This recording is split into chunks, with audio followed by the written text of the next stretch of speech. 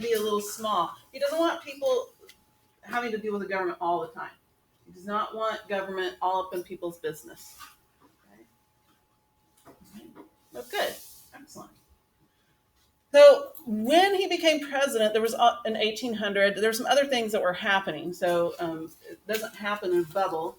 There's lots of things happening all at once. And so we're going to focus today on the Supreme Court, which is one of the 3 branches of government. Right? So your title for your notes would be War on the Judiciary. Okay. And there might be some up there too.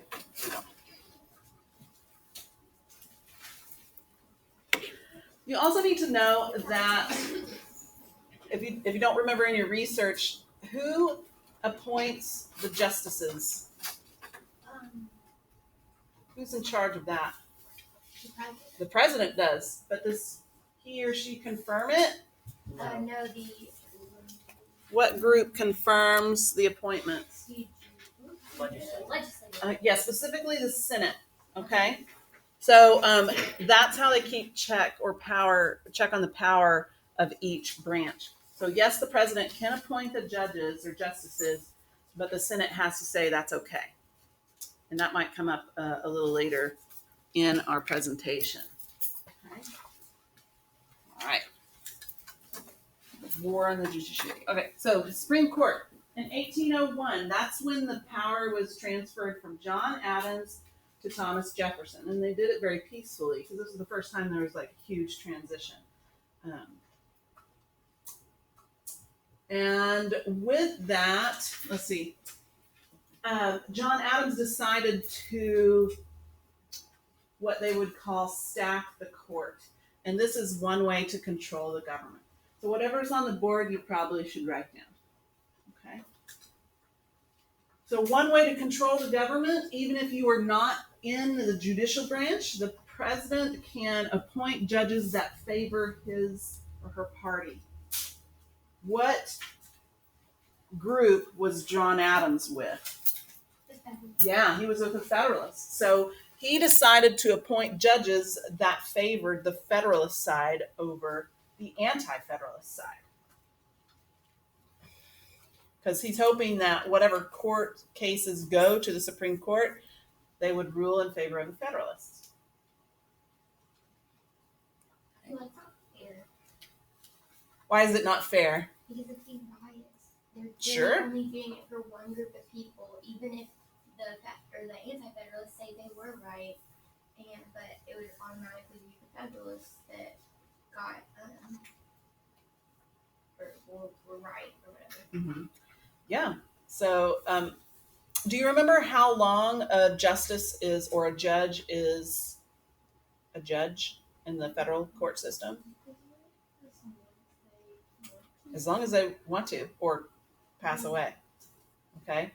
So you really have to think about that as well, or the presidents do for sure, because they're going to pick someone hopefully maybe young, so they can be there for a long time, and that they will kind of side with that president, or at least his or her ideals. Okay.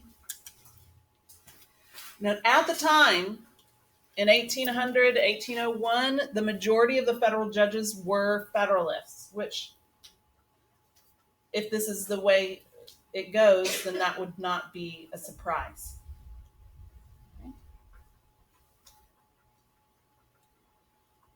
So at the time, the majority of the federal judges were Federalists. And now that John Adams is leaving office, he's about to try to do something that will still help the Federalist side.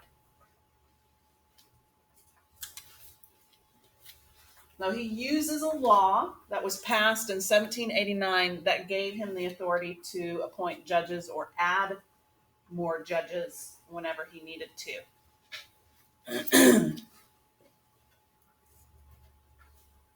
he did. He appointed, I think, 16, 5 days before his retirement.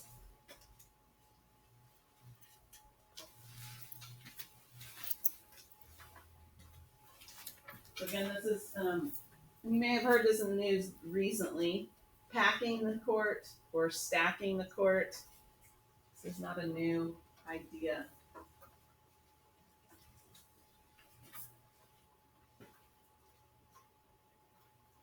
So those judges that he appointed supported federalism because, again, he wanted Federalists to stay alive, or the ideas of the Federalist government to stay alive.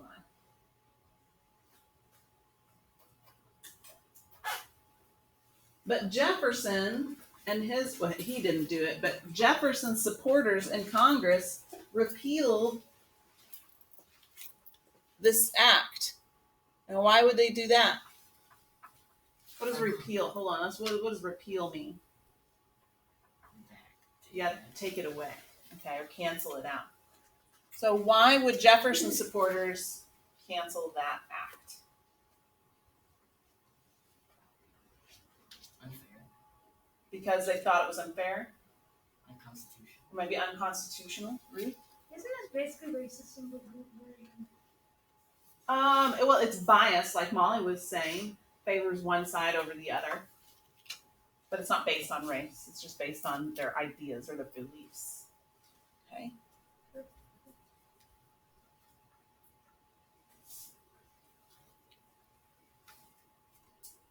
So when Jefferson supporters in Congress took away that act, one of those judges that Adams created was like, well, that's not fair.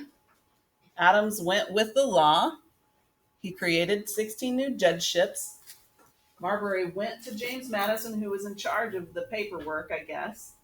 And Marbury said, you can't do that. You need to give me my judgeship. And Madison said, nope. And so Marbury used the Constitution and said, well, fine, then I'm going to sue for like breach. I don't know what they would sue for, like breach of, not contract, but suing for his judgeship.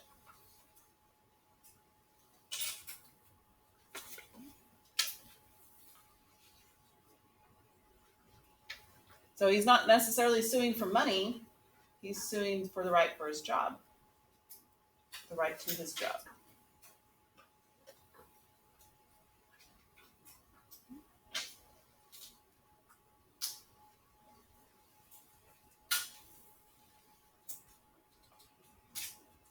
There was a nickname for these judgeships. They were called the midnight judges because they were appointed at the last minute because they didn't want Jefferson to be able to undo. But apparently they did. Good? Looks like it. All right. So the case is called Marbury versus Madison. So this is a court case you definitely need to remember. Underline it, highlight it, circle it, star it, something. Okay?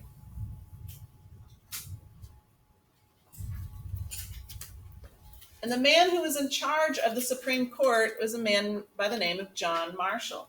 And John Green mentioned that in the crash course that we watched, I think Thursday or Wednesday. He said, arguably the most important Chief Justice of U.S. history. So when he received this case, he knew he had like a conundrum.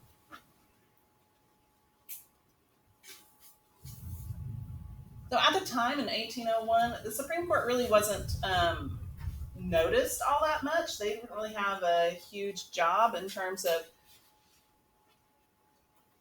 changing the law or saying what the law, interpreting the law. So they lacked a lot of prestige and public respect. They were housed in the basement of the Capitol. They only met 6 weeks out of the year, so that kind of sounds like a good job. You get 40-something weeks off, maybe. Okay. So he saw this as an opportunity to really get the Supreme Court to the forefront and say, hey, we're here to check the power of the other two branches and we can do it, and this is how we're going to do it. So he was very smart in what he accomplished. So he understood that the Supreme Court wasn't very strong. And it was even really hard to find willing judges to serve because there was this lack of respect given to it. And like I said, they met in the basement of the Capitol. That's one way to show they didn't get their building. The Supreme Court wasn't built, I think, until 1935. Okay, that's a long time.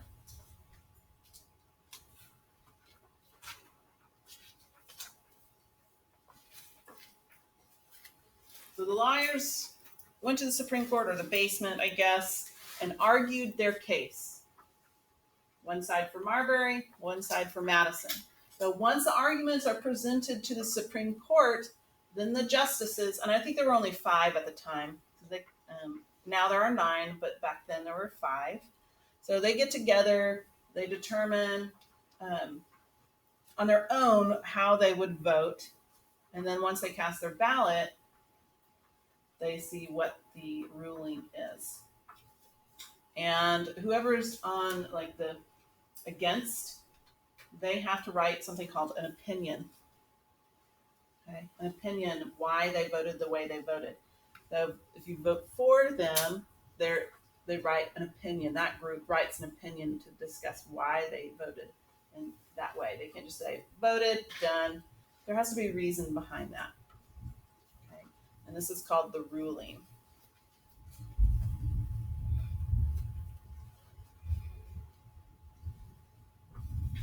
We have a very dramatic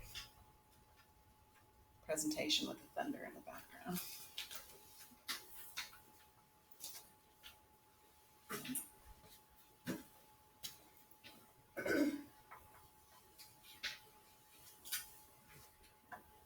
Also, if you know, John Marshall, he's a Federalist.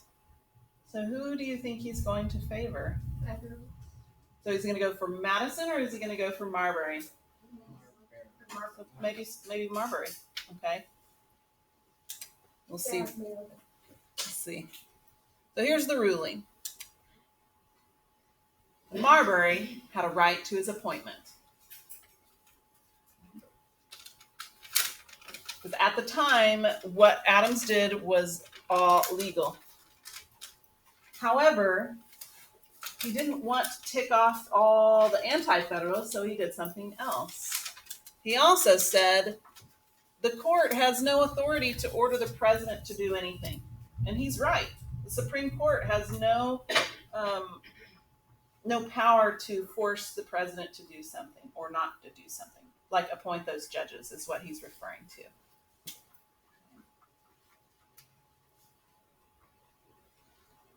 So he's just reminding everybody who has the power to do what. But then he did something else. He said that act that John Adams used to appoint those judges was unconstitutional. Who does that favor? Federalist or anti-federalist? In this case, anti-federalist. That favors the anti-federalist. So that prevents a president 5 days before they leave office the ability to choose judges or add more judges in order to stack the court. So he's done 3 things. He's actually helped the Federalists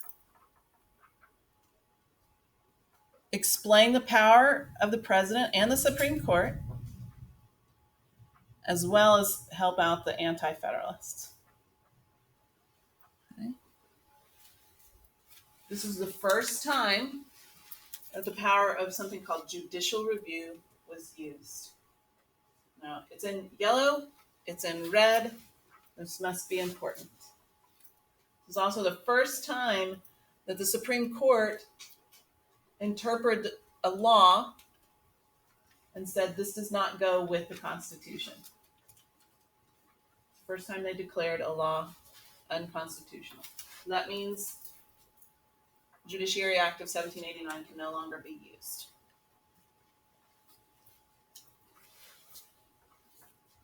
Now that checks the power of the legislative branch.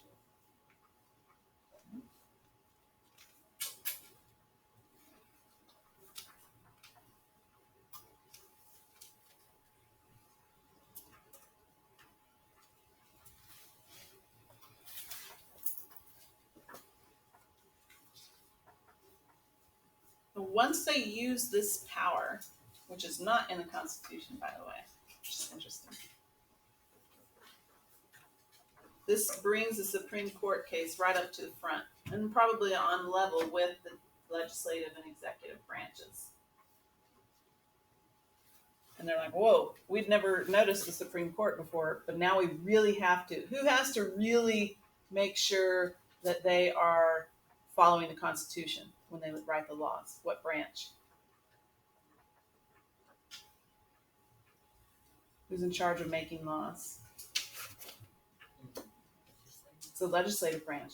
So now that the Supreme Court has actually used judicial review and declared something unconstitutional, the legislative branch has to step back a minute and really take a look at their laws and compare them to the Constitution to make sure they follow the Constitution. Instead of just writing whatever laws they want to. So this greatly increased the power of the Supreme Court. And just as I mentioned, the power is not in the Constitution. So it would be really interesting if someone challenged this, but no one did. So now it's common.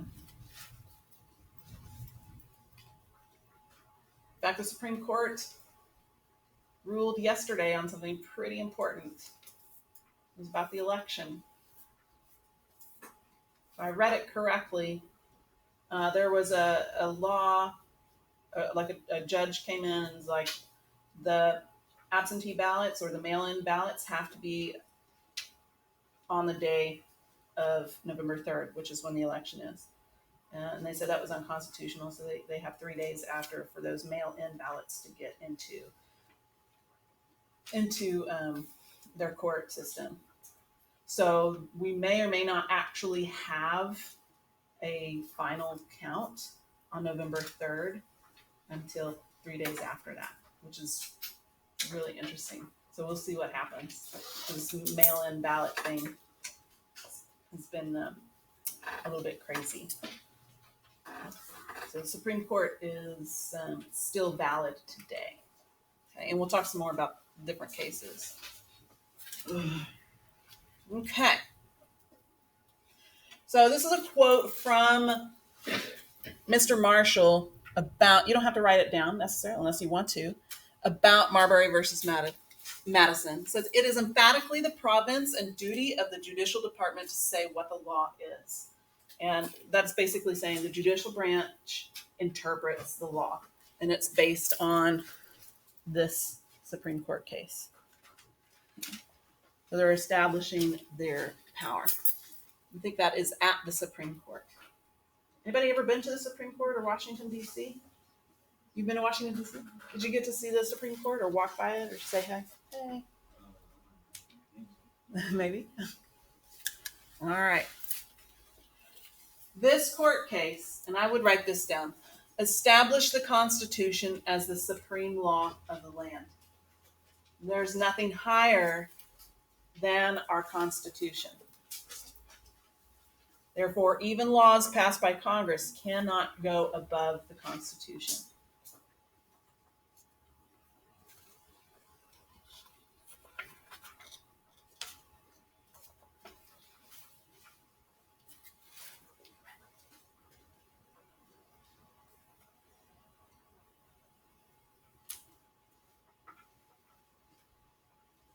So what happened in 1803 has a huge impact on our society today. Now, Marbury versus Madison, maybe not, but there are other cases out there throughout our history that have had significant impact on society. And some of these are very controversial.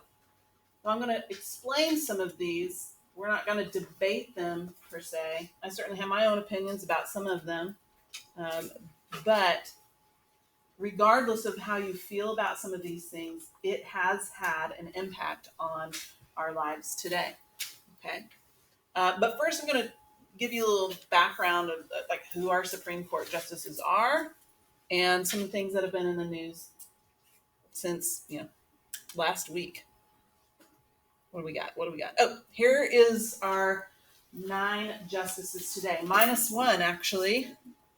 Do you know who passed away? This lady here. So Ruth Bader Ginsburg passed away 3 or 4 weeks ago. Why do all the poor people start with me? Okay. And she had been there for a very long time.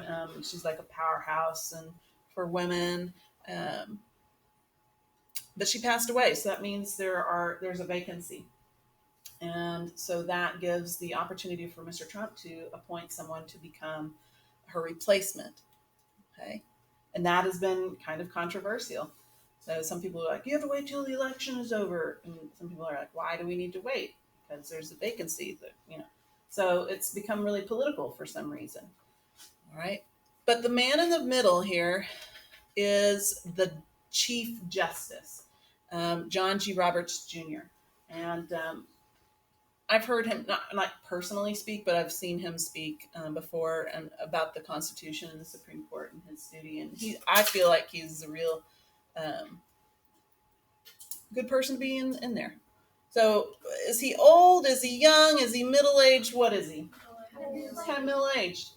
Okay, right? Maybe 50 something, late 50s now. But he's rather young. So how long do you think he's going to be there? Given that he's got okay health. Probably like 20 years. For a while. Okay. Almost 15 at least. So, starting from the left here, we've got Justice Stephen Breyer, Clarence Thomas. I remember when he was confirmed. That was a crazy time. Our Chief Justice. We have a mystery person. And we'll talk about her in just a minute, actually. This guy is Alito, Justice Alito.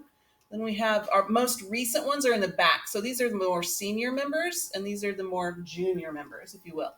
This is Justice Gorsh, Sotomayor. What's her first name? Sonia. She was like the first Latin American woman. Elena Kagan. And this is the most recent, Brett Kavanaugh, who Mr. Trump, I believe he appointed both of these gentlemen. Okay. Yes, ma'am. What do they all have to look like they're going to choose? I don't know. That's more tradition and cultural Is thing. it more like respectful? It's yes. I don't know why they're just smiling at a funeral. All right. I hope they're not smiling at us. So last week, the Senate was involved in the confirmation hearings of the next person who will most likely take Ruth Bader Ginsburg's place, and that is Amy Coney Barrett. Yes.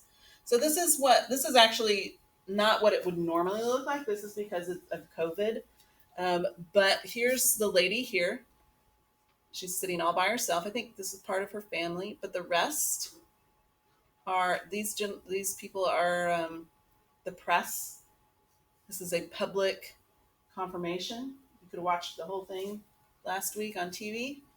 And these people back here are asking her questions. This is like a public interview process about how would you vote if this kind of law comes in. How would you vote if this situation? They may be asking her about her past judgments in different cases. And based on her answers, the Senate will either confirm or not confirm her. And I'm not sure when they are. I think all the confirmation hearings are done, but I'm not sure when they actually vote on her. So pretty soon, I'm sure. Okay. So Amy Coney Barrett. Yes. Does this mean they're choosing someone without the personality? I hope they're not choosing someone just solely on their personality. Because that's kind of what it sounds like. Hopefully not. Usually the president will pick someone who thinks along the same lines as he does. Because he thinks that's what's best for the United States. Hopefully. At least that's what the thinking is. Okay. So what does it take for someone to sit there by themselves in the face of senators, the press, and others and in the public? What kind of person does it take? What do they need to have in order to be able to do this? Willpower. Willpower, Courage.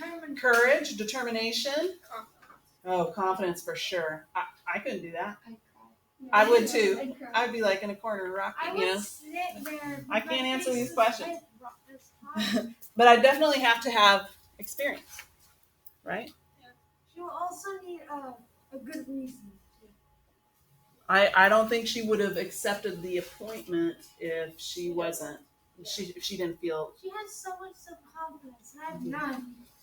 not in that area of expertise for sure. I know nothing about the law in that sense. The only thing I Okay. know about the law is that you have to be cool. It's not important. I don't know. Okay. Oh, look at there. So this was last week. Okay. So here's the facade or the face of the Supreme Court, just so you know what it looks like. Again, they didn't get their building until 1935. And here's the whole Supreme Court. That's big. It's big. And I think they need it. I mean, they're a pretty powerful branch of government. That would have taken forever. Mm-hmm. Mm-hmm. All right, so we're going to take a look at several famous cases. And again, like I mentioned, some of these are controversial. And we're not going to argue the morality of those particular cases. But I'm going to tell you maybe how it did, change our society and because of the Supreme Court. This one, and you probably could write the titles down and what it affected. But this one is called Plessy versus Ferguson. So I'm going to give you a little background and how that changed our society. So Plessy versus Ferguson was in 1896. So this is before or after the Civil War? What do you think? After. This is after the Civil War. Okay? So the court case, or the law at the time in Louisiana, was that segregating blacks and whites were totally okay. As long as whatever public facility there was, it had to be equal. So whatever facility, and in this case it was a train car, that train car had to be equally as good as a white train car. Well, Mr. Plessy did this on purpose and decided who was fair-skinned enough to actually pass as white, but was known to be have one drop. If you were one drop of African American descent, you were black, no matter what you look like. Okay, so he and a group of people decided to test this segregation law, and he went and sat in the white train car, and he was arrested for it, which is what he wanted. Okay, because he wanted to go all the way to the Supreme Court to contest this separate but equal law. Okay, so he did get to the Supreme Court, and the court decided. I have to read it because I got to make sure I'm saying the right things. Oh, it's over here. So in 1896, the Supreme Court said it's okay to separate the races. In fact, we should be separating the races. As long as everything is separate, be equal. So what do you think about that?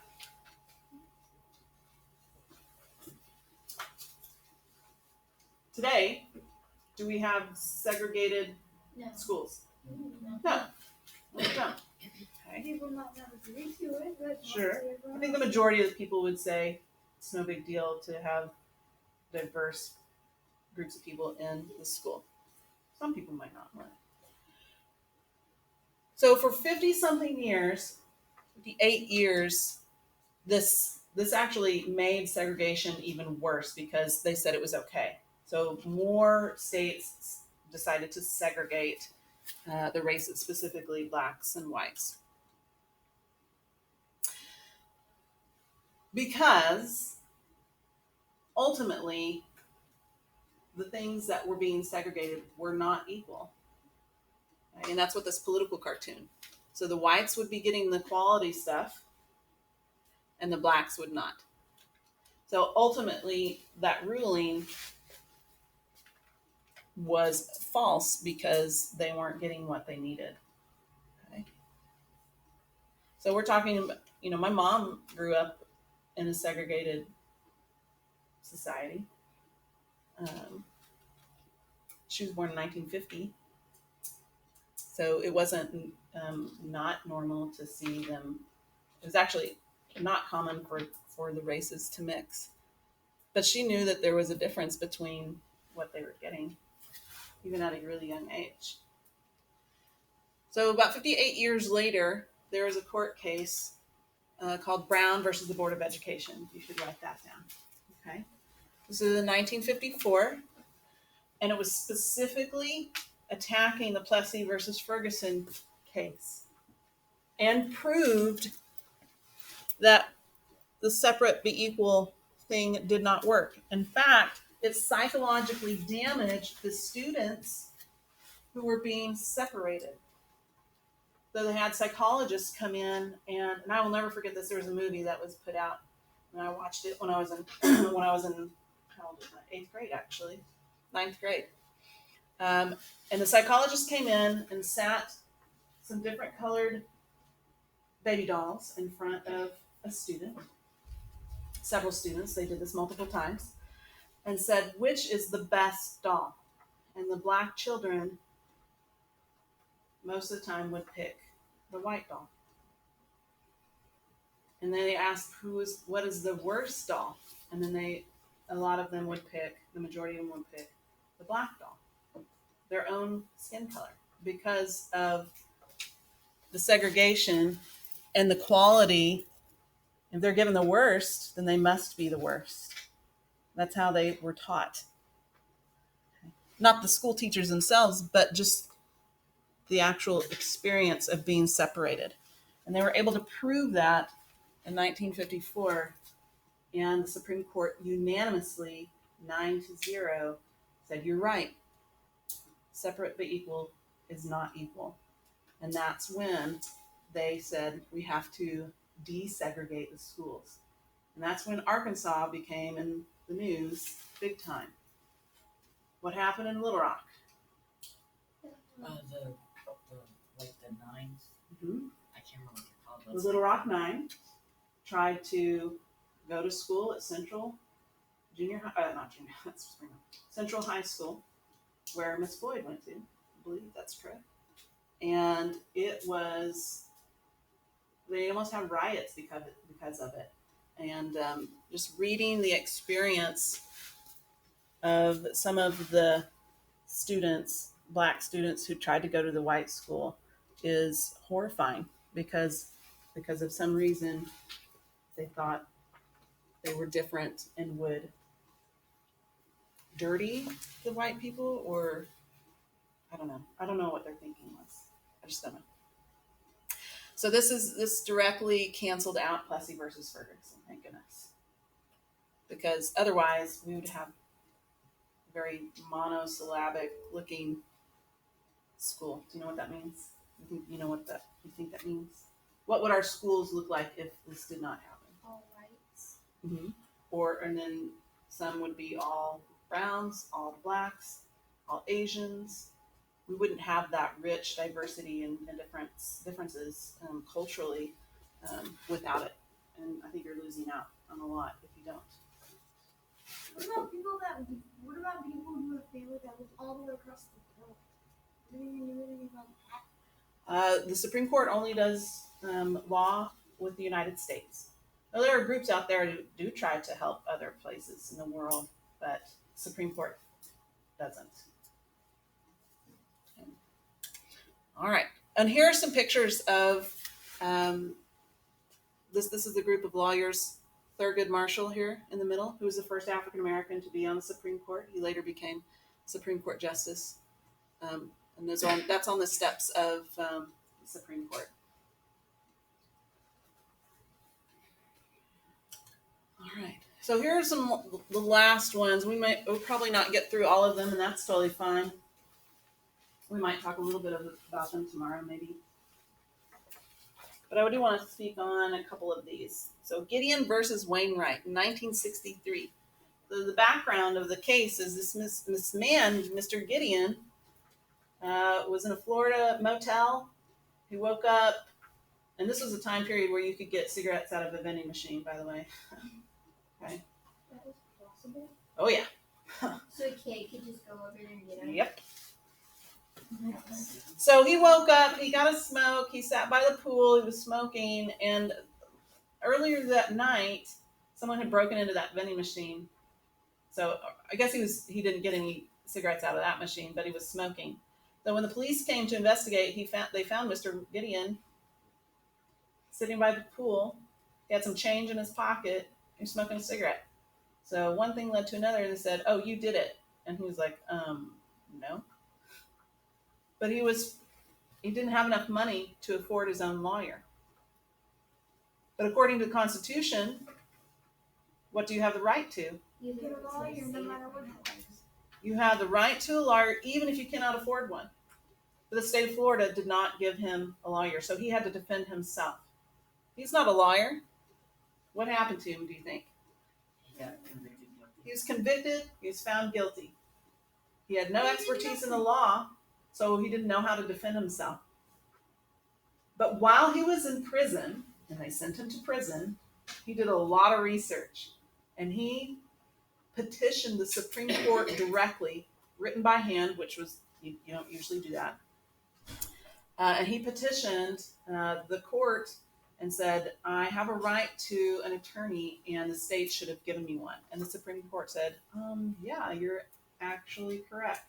And he was set free because the Supreme Court ruled in his favor and said, "Florida, it doesn't matter if it's a misdemeanor, doesn't matter if it's a felony, doesn't matter if it's a civil court case, person has a right to a lawyer, and you messed up." They failed. So do you know which of the amendments is the right to an attorney? Do you remember? It's number 6. Good. The next one is also about number 6, Miranda versus Arizona. So this particular court case, Mr. Miranda was accused of, let me double check because he was charged with rape, kidnapping, and robbery. Okay. And he confessed to his crime underneath the police interrogation, but he was never read his rights. Okay. And when his lawyers heard of that, they convicted him because of the confession, and then they appealed and said, and we took it all the way to Supreme Court and said, the police did not follow the 6th Amendment, and I did not get due process. Therefore, my client, Mr. Miranda, is, regardless if he was guilty or not, and he was guilty, by the way, okay? He got out of prison for it. So basically, if they don't do the amendments. If the police officers do not follow the law So by because they 10, convicted her, you didn't have to see the correct. Right. So if they don't do the amendments that the police officer is supposed to do, then my dude who is still guilty gets to wee out of there. Yes. There's nothing in. Yes. So it is the police's duty to explain the rights of the accused when they are being arrested. You better hope the cops don't screw up then. Absolutely. And there's tons of times when that's happened. When it's proven that the police did not follow due process, and that's called getting off on a technicality, even if the person is guilty. Okay? I don't know if it helps you or not, but after he got out of prison, he got in a fight, like a bar fight, and he was killed. So, I don't know if that's karma or not, but whatever. So whenever someone says your Miranda rights, this is the case that it is talking about. The last one we'll probably get to is Roe v. Wade in 1973. So this is about a case where I think a Texas court, Texas court said you couldn't have an abortion. And so Roe took it to the Supreme Court, and the Supreme Court ruled 7-2 that it is a right to privacy. You can do what you think is right, protecting women's health and protecting the. Let's see. That a right to privacy under the Due Process Clause of the 14th Amendment extended to a woman's decision to have an abortion. So it also says that the longer you wait for an abortion in terms of your 9 months, it's harder to get an abortion. And that has been very specific today as well. And this case, is this still controversial? Yes. Absolutely. Is this one of the questions that Amy Coney Barrett got? Yes, it was. What's an abortion? Abortion is before you have a baby, and that you can abort it or get rid of it. I don't know how to say that in different terms. It's basically not happening. Correct.